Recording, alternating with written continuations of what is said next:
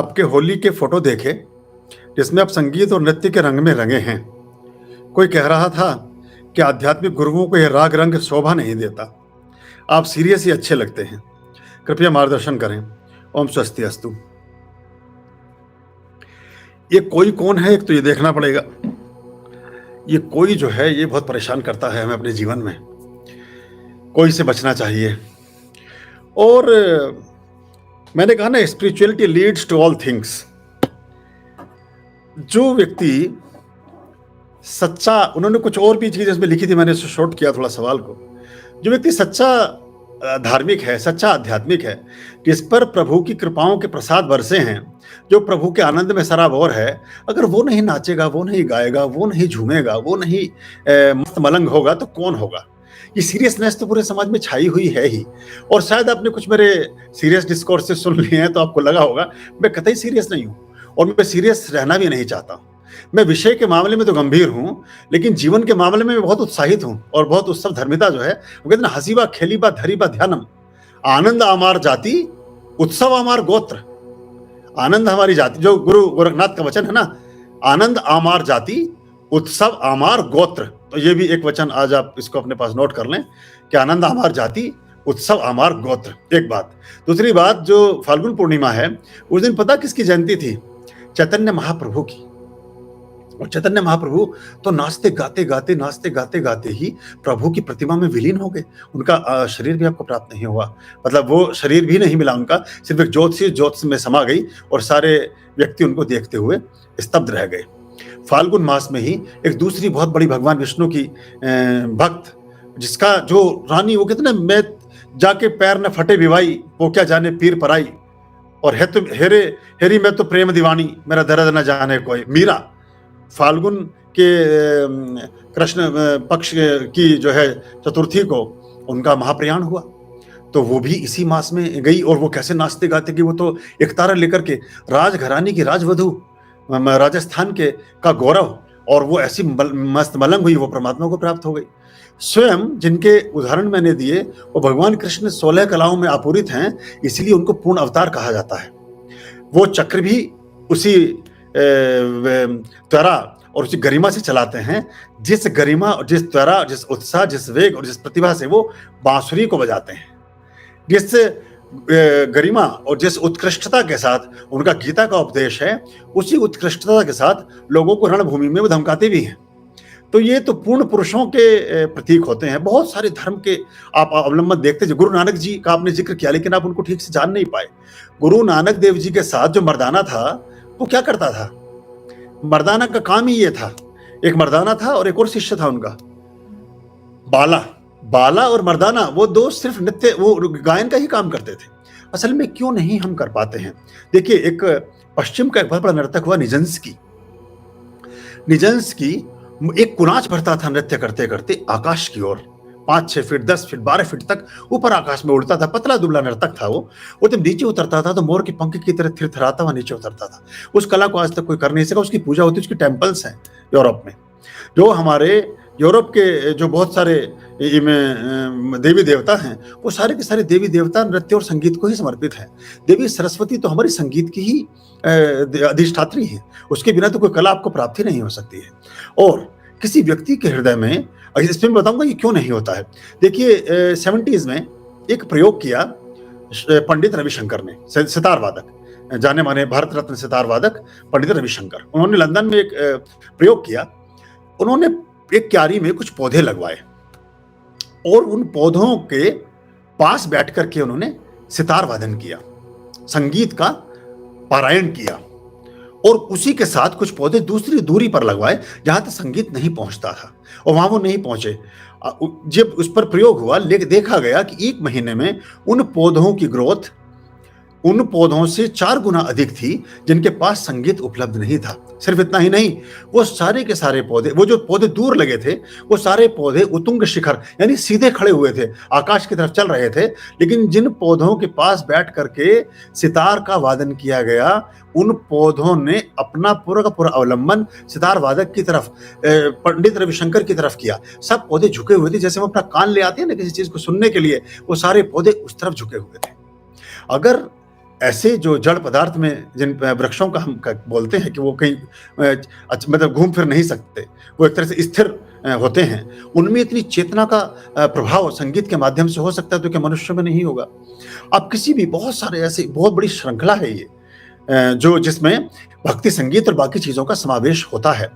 ये असल में क्या हुआ, जो अहंकार का परिपोषण है, ये अंग्रेजों से और बाकी कुछ जगह से ऐसी चीजें आई कि आपको देखिए, नृत्य कौन नहीं कर सकता जो अहंकार से आपूरित है, जो घमंड से भरा हुआ है। एक्चुअली नृत्य करने के लिए आपको ईगोलेसनेस होना चाहिए, आपको टाइमलेसनेस होना चाहिए, आपको सेल्फलेसनेस होना चाहिए। एक तो अपने आप में बहुत अच्छी कसरत है। दूसरी बात क्या होता है कि आप अपने किसी पायदान से थोड़ा नीचे उतरते हैं, आप किसी दूसरे व्यक्ति को भी एक्सेस देते हैं कि तू भी मेरे साथ, मेरे संग मेरे जैसा। लेकिन अब जो अहंकारों में रचे पगे गुरु हैं, जो अहंकारों में, ये सिर्फ अहंकार हमारे सामान्य समाज तक ही सीमित हो ऐसा नहीं है। बड़ा दुर्भाग्य की बात है, मैं बहुत सारे ऐसे सभा और ऐसे सम्मेलनों में और ऐसे कॉन्फ्रेंसेस में मैं गया कि कुछ लोगों में, कुछ गुरुओं में, उसमें एक शंकराचार्य जी भी थे, इस बात को लेकर संघर्ष था कि कौन मंच पर ऊपर बैठेगा, कौन मंच पर नीचे बैठेगा, और कौन मंच पर कब तक विराजित है। जब तक वो विराजित है तब तक मैं नहीं जाऊंगा, और जब वहां से उतरकर नीचे चला जाएगा तब मैं जाकर मंच पर बैठूंगा। ये सब परमात्मा के प्रतिनिधि, ये सब ईश्वरीय मार्ग पर चले हैं। ये लोगों के मन से जो हमारे मद मोह, क्या है मद मोह अहंकार, ये सारे के सारे जो 5 हमारे विकार हैं, उनके निर्मूलन की हम बात करते हैं और उन्हीं में हम भर गए हैं। तो ये जो व्यक्ति अहंकारित है, जो व्यक्ति बहुत ईगो को सहला रहा है, जो व्यक्ति ईगो को पाले हुए है, वो व्यक्ति नृत्य से बचता है। लेकिन मैंने ऐसे बहुत सारे ऐसे ईगो वाले लोग भी देखे जो बहुत घमंडी और बहुत बड़े बड़े पदों पर रहे, लेकिन जब उनके पुत्र की शादी है तो वो सबसे आगे नाच रहे हैं। और गाना भी क्या बज रहा है कि आज मेरे यार की शादी है तो बेटे की शादी या बेटी की, लेकिन वो वहां नाच रहे हैं। वहां चूंकि अब अपनापन आ गया, अब वहां उन्हें महसूस हो रहा है कि मेरा अपना निजी प्रोग्राम है। तो जहां आपके अंदर एक दूरी अनुभव करते हैं आप चीजों के साथ, वहां आप एक लय नहीं हो पाते। जब आप बहुत साधारण से, ये शारीरिक क्रम है, ये सारी की सारी शिक्षाओं के अंग हैं। हमारे यहाँ बहुत सारी ऐसी चीजें हैं, जैसे हमारे भंडारा बनता है, भंडारे में बहुत सारे ऐसे, अभी तो आपने शायद वो फोटोग्राफ्स नहीं देखे जो हमारे यहाँ बाकी मिष्ठानों के पकवानों के हैं, उनको देख करके आपको और माथा ठनकेगा। तो ये जो सीरियसनेस, ये जो सैडनेस, ये जो लटके हुए चेहरे, ये जो मनहूसियत, ये जो उदासीपन, ये जो एक अजीब सा बोझिलपन हम धर्मालयों में ले आए हैं, देवालयों में ले आए हैं, आश्रमों में ले आए हैं, इसका सबसे बड़ा नुकसान ये हुआ है कि हमारी युवा पीढ़ी, हमारे जीवन में खिले हुए चेहरे, हमारे जीवन में अच्छे बच्चे, अच्छे व्यक्ति या स्त्रियां या पुरुष जो जीवन में उत्सव को या जीवन में खुशी को आत्मसात करना चाहते हैं, फिर वो ऐसी जगह से बचने लगते हैं। वो वहां जाते ही नहीं है। वो कहते हैं हम वहां क्या करेंगे, वहां तो ऐसा लगता है ऐसे अस्पताल में पहुंच गए हो। ना वहां कोई मुस्कुरा रहा है, ना वहां कोई हंस रहा है, ना वहां कोई कुछ कर रहा है। बुद्ध ने थोड़ा सीरियसनेस को इसलिए बढ़ाया था 2500 साल पहले कि उस समय सारे राजे, सारे रजवाड़े, सारे राजे महाराजे, राजकुमारियां, उनके सारे के सारे लोग राग रंग में ही डूब गए थे। वो 24 घंटे उनका एक ही काम था, तो उन्होंने थोड़ा सा उसकी तरफ कहा कि अब आप सीरियसनेस की तरफ जाएं। लेकिन अभी जो सो कॉल्ड हमारा जो प्रोफेशनल जगत विकसित हो रहा है, जो हमने एक बहुत बड़ा बोझ अपने सर पर रख लिया है, ऐसा लग रहा है कि पूरी दुनिया हम ही चला रहे हैं और पूरी दुनिया को हम ही संचालित करने वाले हैं, और उसमें एक अजीब सी हमने सीरियसनेस अपने ऊपर ओढ़ ली है। अब मुझे एक बहुत बड़े व्यापारी थे, वो मेरे पास आते थे। अब मैं एक बार उनके घर गया, ये लगभग 15-20 साल पुरानी बात आपको बता रहा हूँ। बहुत अच्छे से हंसी मजाक कर रहे हैं, हंस रहे हैं, चुटकुला भी सुना रहे हैं, सब बात कर रहे हैं, लेकिन जैसे घर में प्रविष्ट होते हैं एकदम उनका चेहरा सपाट हो जाता है, अजीब से एकदम सन्नाटा, चुपचाप। तो मैंने उनसे जब थोड़ी देर मुझे लगा 10-15 मिनट उनको वॉच किया मैंने, तो मैंने उनसे कहा कि अभी तो एकदम ठीक थे, अभी आपको क्या हो गया? बोले नहीं, अगर मैं ज्यादा खुश नजर आता हूँ, ज्यादा हंसता हूँ, ज्यादा खिलखिलाता हूँ, ज्यादा हंसी मजाक करता हूँ, तो बीवी गहने की बात करने लगती है कि मैं ज्वेलरी कब दिलाओगे। नौकर जो है वो तनख्वाह बढ़ाने की बात करता है। बच्चे मेरे खीसे में हाथ डाल देते हैं, जेब में हाथ डाल देते हैं, पैसे निकाल लेते हैं। थोड़ा सपाट रहता हूँ मैं, एकदम तना हुआ, सीधा एकदम सीरियसली घर में घुसता हूँ तो सारे लोग एकदम डरे रहते हैं, एकदम कुछ नहीं मांगो तो भी लाकर टेबल पर रख देते हैं। और मैं अगर ज्यादा हंसने खेलने लगूंगा तो कोई मुझे कुछ समझता ही नहीं है।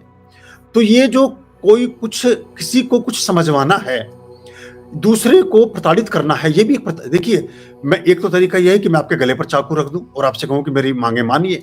एक तरीका यह है कि मैं अपने गले पर चाकू रख लूं और कहूं कि मेरी मांगे मानिए। दोनों ही हिंसाएं हैं, लेकिन हमें लगता है कि पहले वाली चीज को हम हिंसा मानते हैं, दूसरी को हम नहीं मानते, क्योंकि दोनों ही हिंसाएं हैं। ये जो सीरियसनेस है, ये जो उदासी हमने बेवजह ओढ़ ली है, ये जो हम एक मनुष्यत के आवरण में लिपट गए हैं, ये जो हमने सैडनेस को अपना एक वस्त्र बना लिया है, ये हम दूसरे को प्रताड़ित करने के औजार के रूप में प्रयोग करते हैं।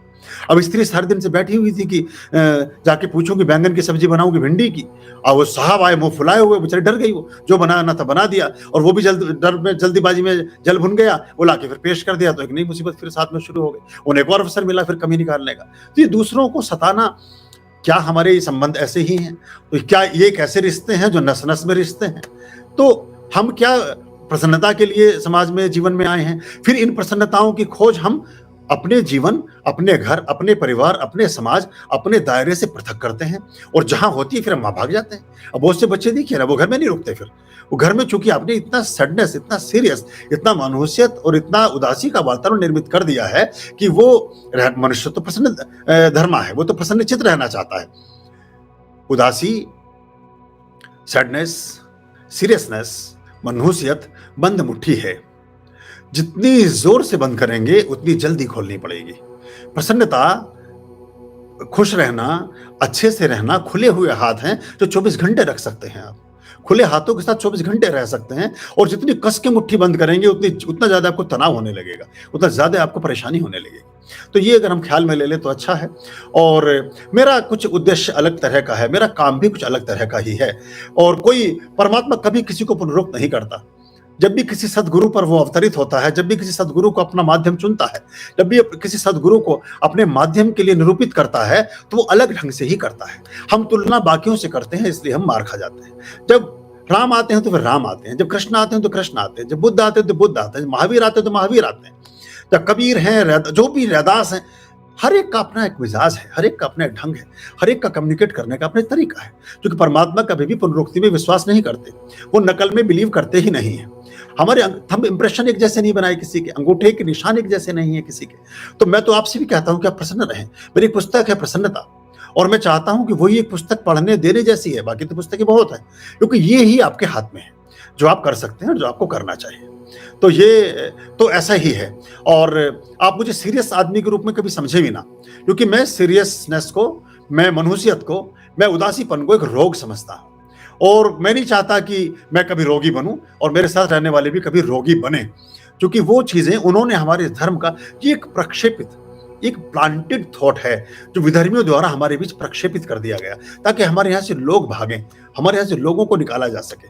तो ये तो ईश्वर तो आपको प्रसन्नचित्त ही देखना चाहते हैं, और प्रसन्नता के साथ ही आपको उन्होंने दुनिया में भेजा है, और मनुष्य को ही हंसने की एक विद्या भी दी है। जितने सारे हमारे प्राणी हैं, इतने सारे, कोई आपने कोई गधा कभी हंसता हुआ नहीं देखा होगा, कोई जानवर हंसता हुआ नहीं देखा होगा। मनुष्य हंस सकता है तो उसको हंसना, मुस्कुराना और खिलखिलाना चाहिए, यही उसके लिए उपयोगी और अच्छा है। आर्याम अभयाम भज